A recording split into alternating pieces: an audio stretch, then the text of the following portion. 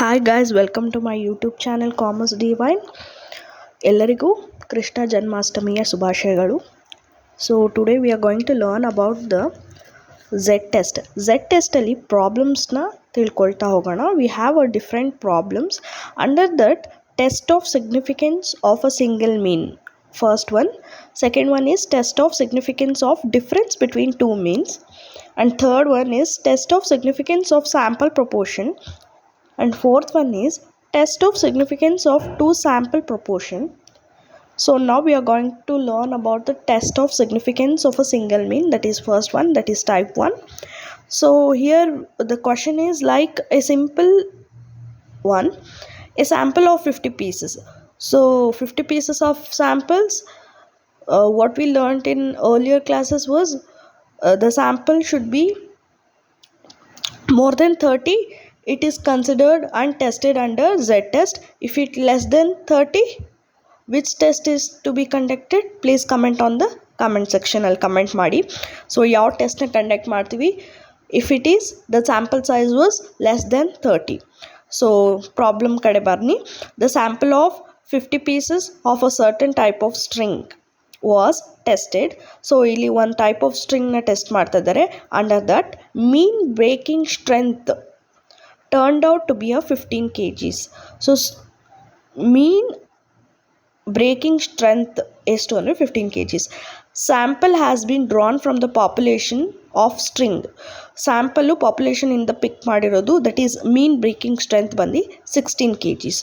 Standard deviation ಬಂದು 2.5 kgs and level of significance ಬಂದು 5%. So ಸೊಲ್ಯೂಷನಲ್ಲಿ ನೋಡೋಣ ಬನ್ನಿ. ಸೊಲ್ಯೂಷನಲ್ಲಿ ಏನು ಕೊಟ್ಟಿದ್ದಾರೆ? Number of pieces of sample ಏನು ಕೊಟ್ಟಿದ್ದಾರೆ ಅದನ್ನು ಬರ್ಕೊಳ್ಳೋಣ. Given number of pieces of sample that is 50. Mean breaking strength sample that is X bar that comes to 15 kgs. Mean breaking strength of population that is mu ಬಂದು 16 kgs. Standard deviation population ಬಂದು 2.5 kgs. Level of significance as we all know that is 5%. So step 1 is null hypothesis that is H0 mu ಬಂದು 16 kgs. ಅಲ್ಲಿ ಅವ್ರು ಏನು ಹೇಳ್ತಾ ಇದ್ದಾರೆ ಅಂದರೆ the mean breaking strength of population of string is 16 kgs. So alternative ಹೈಪೋಥೆಸಿಸಲ್ಲಿ H1 ಬರುತ್ತೆ that is mu is not equal to 16 kgs. The mean breaking strength of population of string is not 16 kgs. So here we want to decide what type of test that we want to conduct ಅನ್ನೋದನ್ನು ನಾವು ನೋಡಬೇಕು. So ಅದರಲ್ಲಿ different techniques ಇದೆ. We all know already ನಾನು earlier ಕ್ಲಾಸಸಲ್ಲಿ ಹೇಳಿರೋದ್ರಿಂದ we have two types of test that is one tailed and two tailed test.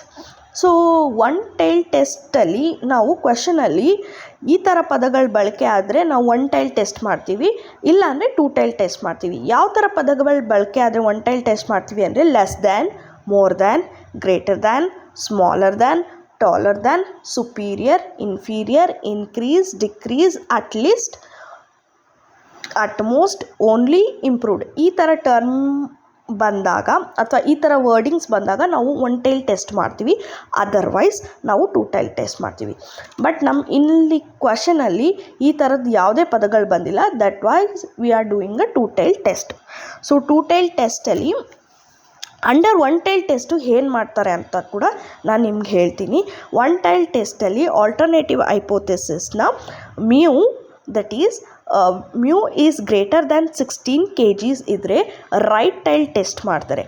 One tail ಟೆಸ್ಟಲ್ಲಿ two types ಇದೆ, that is left tail test, right tail test. Under that alternate ಹೈಪೋಥೆಸಿಸ್ನ pick ಮಾಡಿ ಅದರಲ್ಲಿ test ಮಾಡ್ತಾರೆ, that is H1.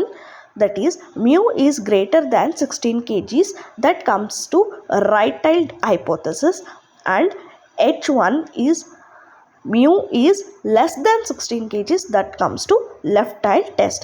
So under that they also consider if the x bar is less than mu, left-tiled test ಮಾಡ್ತಾರೆ. If x bar is greater than mu, right-tiled test ಮಾಡ್ತಾರೆ. So step 3ಅಲ್ಲಿ ನಾವು ಸ್ಟ್ಯಾಟಿಸ್ಟಿಕ್ಸ್ನ test ಮಾಡೋಣ under null hypothesis that is H0. Test statistics ಏನಂದರೆ that is a formula of Z test. ನಾನು last ವಿಡಿಯೋದಲ್ಲಿ ಹೇಳಿದಾಗೆ formula of Z test that is x bar minus mu divided by SD divided by n whole to the square, that is x bar ಏನು 15, mu ಬಂದು 16 divided by SD, that is standard deviation ಬಂದು 2.5. So square root of 50. 50 is number of observation or the sample that we taken. So that comes to 15 minus 16 ಬಂದರೆ minus 1 ಬರುತ್ತೆ. So 2.5 divided by 50 whole square ಬಂದು 0.3535 ಬರುತ್ತೆ. So ಅದನ್ನು simplify ಮಾಡಿದ್ರೆ minus 2.83, that is Z what we calculated by using formula is minus 2.83. So here we are going to the step 3, that is level of significance. Level of significance ಇಲ್ಲಿ ಆಲ್ರೆಡಿ ಕೊಟ್ಟಿದ್ದಾರೆ, that is 5% or 0.05.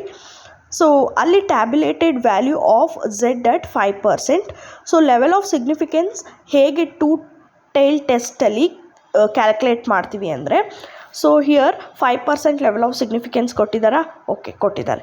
100 minus 5, that is 5% ಕೊಟ್ಟಿದ್ದಾರೆ. So that is 5 divided by 2. So 95% divided by 2, that comes to 47.5%. So 47.5 divided by 100 ಮಾಡಿದ್ರೆ 0.475 ಬರುತ್ತೆ. So ಈ 0.47ನ we are seeing into the chart, that is Z test chart ಬರುತ್ತೆ. ಆ ಚಾರ್ಟಲ್ಲಿ ನೋಡ್ತೀವಿ. ಆ ಚಾರ್ಟಲ್ಲಿ 1.9 ಹತ್ರ ಬಂದಿದೆ. ಸೊ ಆ 1.9 ಪ್ಲಸ್ ಈ 0.75 ಬಂದಿರುವಂತಹ ಮೇಲ್ಗಡೆ ನೋಡಿದ್ರೆ ನಿಮಗೆ 0.06 ಬಂದಿದೆ. So 1.90 plus 0.06 comes to plus 1.96 ಬರುತ್ತೆ. So that is a tabulated value. What is a tabulated value? 1.96. ಈ ಟ್ಯಾಬ್ಯುಲೇಟೆಡ್ ವ್ಯಾಲ್ಯೂನ ಹೇಗೆ ಕಂಡುಹಿಡಿಯೋದು ಅಂತ ಒಂದು ಚಾರ್ಟ್ ಬರುತ್ತೆ ಗೂಗಲಲ್ಲಿ, ಅದನ್ನು ನೀವು ಡೌನ್ಲೋಡ್ ಮಾಡಿ ನೋಡ್ಕೊಬೋದು. ಸೊ ಇಲ್ಲಿ ಕಂಪ್ಯಾರಿಸನ್ ಆ್ಯಂಡ್ ಕನ್ಕ್ಲೂಷನ್ ಏನು ಅಂದರೆ, Z calculation is greater than Z tab. So hence it is significant. So we accept alternative hypothesis, that is H1, and reject null hypothesis. So this is for the day. Thank you so much guys. Have a great day. Thank you.